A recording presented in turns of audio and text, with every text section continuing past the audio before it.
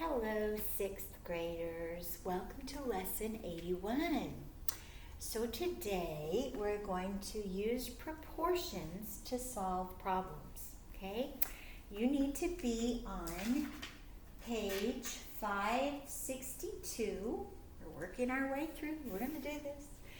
And we're going to talk about setting up your problems, and some of you are going to find ways to do it on your own. I think the easiest way is setting up a ratio box, okay, with a total column. Because these kinds of problems are going to say something like, 30% of the people in the restaurant ordered salad, but 20 people did not order salad. So how many people were there? Something along those lines. So you're going to fill in the information that you know. Find what the variable, the thing you're looking for, we'll call that x, and solve. So if you set it up like this, where it's salad, no salad, and total, you always know your percent box total is always going to be 100%. So there's one number that's always given, always known, all right? So let's look at the first example. It's actually not an example, it's just telling you about it. It's on page 562. And it says 30% of the customers ordered salad. So the problem gave me this information. Now I'm going to use my God-given logic to figure out what this number is. And you know it, right? 30 and what makes 100? Well, 70. Because if 30% ordered salad, 70% did not, right? Then it says 21 customers did not order salad. So in the actual count of not salad is the actual count, the actual number of people who didn't have salad. Now, I don't know this number yet, and I don't know this number yet. Let's see what the question wants me to do. It says, how many lunchtime customers were there? So I want to know the actual count of how many customers there were. This is my X, right? So look here. This is my box, my ratio box. And this is the X. Remember, in a ratio box, you can only have one variable that you're looking for. Now, you can do this any number of ways. You might want to reduce this fraction and then set it up as a proportion. All right, that might be your easiest route. So 7 into 21 is 3. 3 times 10 is 30. And is 30 customers reasonable? Sure. Very reasonable. Now, if you forgot to reduce, maybe you're going to cross multiply. You can do it that way.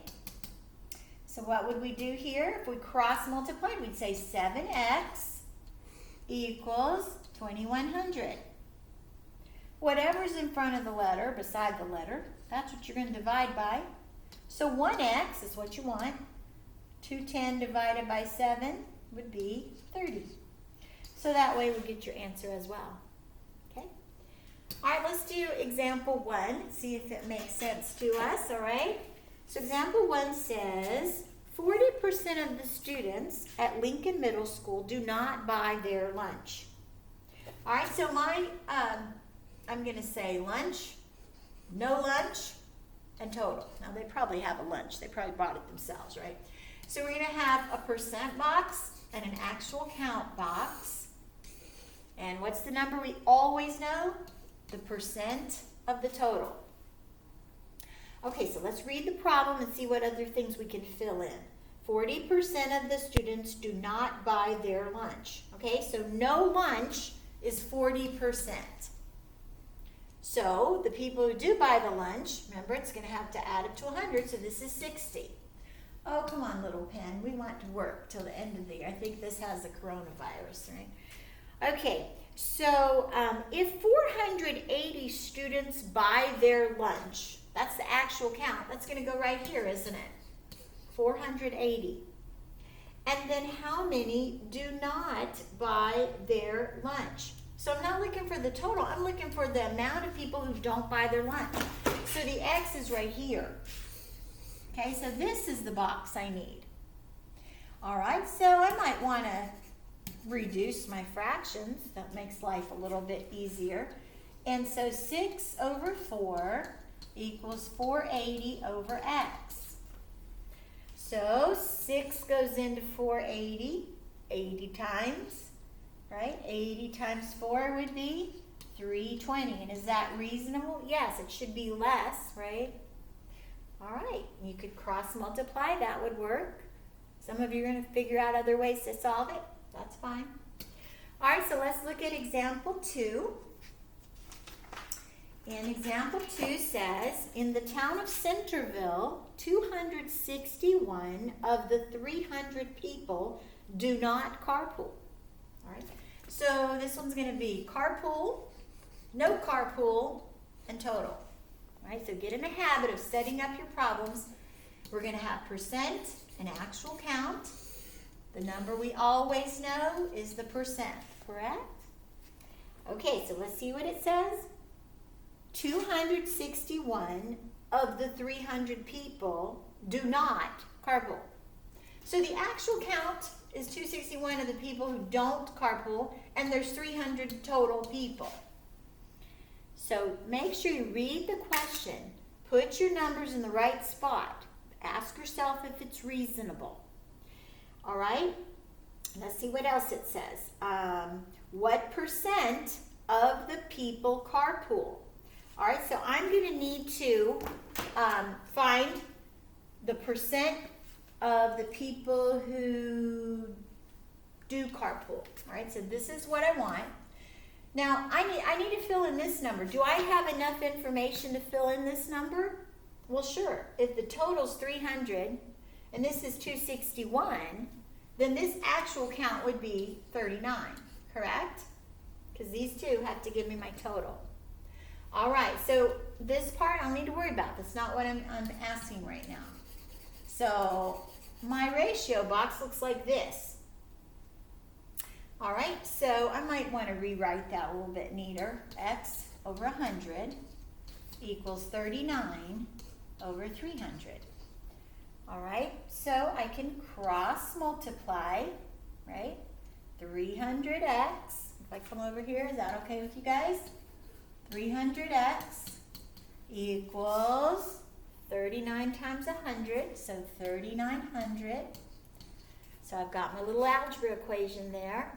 So whatever's beside the letter, I'm going to divide by that to get rid of it. I want 1x, not 300x. If I do something to one side, I have to do it to the other. I have to be fair, right? Okay, so 300 over 300 is 1x, so that's what I want, 1x. My zeros cancel, and 39 divided by 3 is 13. So this is the percent column, and it should be a small percent. So, okay, 13% do not carpool, right? Okay.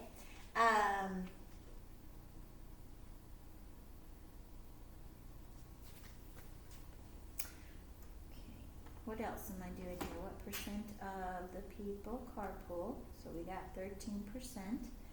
And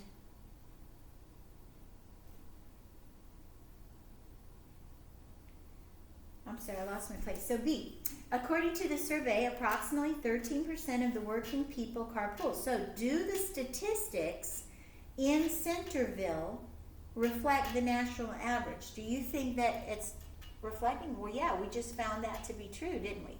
We found the X was 13, so yeah, it fits the data. Okay, so the basic ones that you're going to do are pretty much like A and B, so I'm not going to belabor it. I'm going to skip example C, 3. I want you to go ahead and do your practice, okay? So stop the video, go ahead and do A, B, and C. Actually, just do A and B, sorry. A and B, that's all I want you to do. So stop the video, do A and B, and then check your work, okay? I'll be putting it up on the board.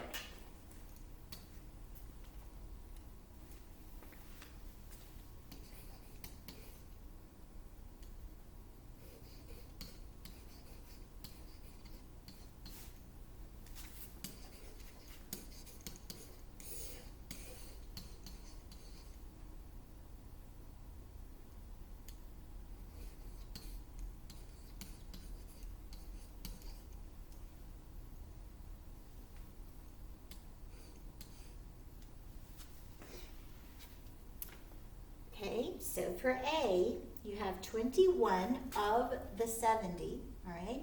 So I put 21. I knew 70 was my total. I subtracted to get my 49. I'm looking for the percent not planted in alfalfa. So this is what I want, the box, okay? I'm going to cross multiply.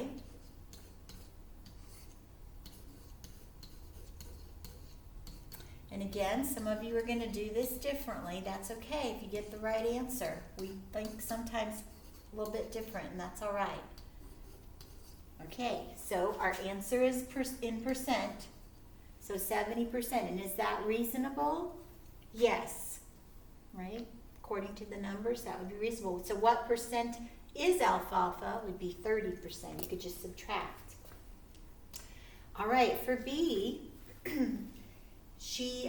we've got read, not read, or left to read, and total. Again, we've got percent and actual count. So we know this is 100. Okay, and the question says Lori still has 60% to read. So 60% she has not read. That means 40% she has. I used my logic to figure that number. Okay, if she has read 120 pages, so that's the actual count of what she has read, how much does she still have to read? So this is the X that I want, right? Okay, we're going to set this up. So we don't need this right now. Okay, I'm going to reduce my fraction. Now this one I can do the Z pretty easy, right? I could cross multiply. Or 4 goes into 120 30 times. 30 times 6. And we have 180. All right, so that's the answer to B. All right, gang. You can look on RenWeb for your assignment, and we will talk tomorrow.